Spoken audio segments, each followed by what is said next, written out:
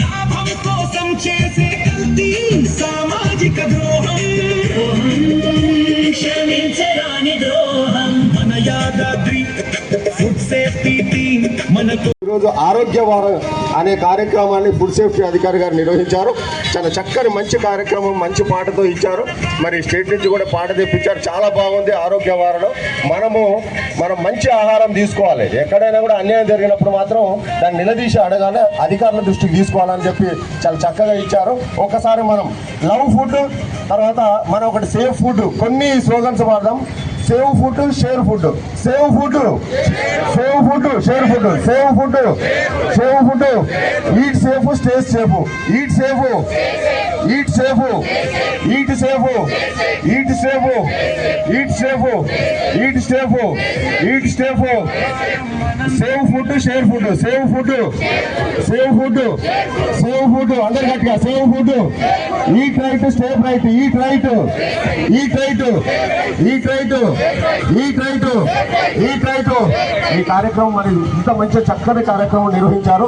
మరి food safety అధికారులు ప్రోగ్రాంలో 99 రోజుల ప్రోగ్రాంలో రోజు ఒక ప్రోగ్రాం తీసుకొని ఏదో ఒక సమస్య పైన అరికట్టడం కోసం రోజు ఒక ప్రోగ్రాం తీసుకొని వెళ్ళడం జరుగుతుంది. ఈరోజు ఫుడ్ సేఫ్టీ నుంచి మంచి ఆహారం తీసుకోవాలి అనే ఆ ఉద్దేశంతో ఈరోజు ర్యాలీ తీయడం జరిగింది.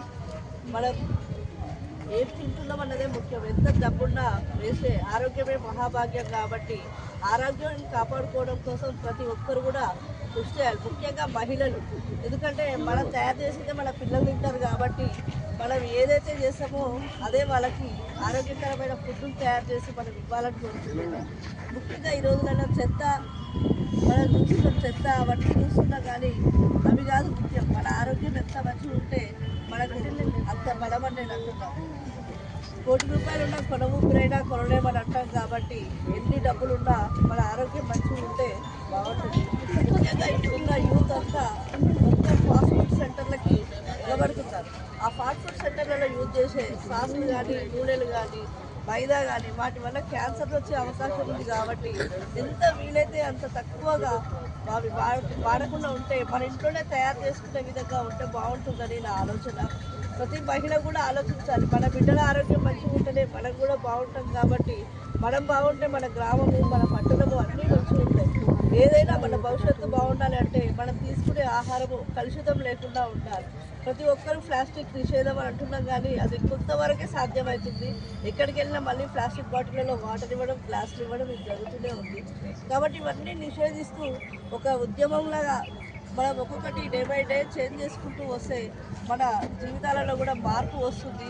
ఇది ర్యాలీ కాదు, ఒక ఉద్యమంగా తీసుకొని ప్రతి ఒక్కరం కూడా పాటించాల్సిన విషయం ఏంటంటే మంచి ఆహారము, దానికి కావాల్సినటువంటి ఫుడ్ ఇవన్నీ ఒక నియమం పెట్టుకొని వాటి ప్రకారం మనం ఫాలో అయితే బాగుంటుందని నేను కోరుకుంటున్నాను.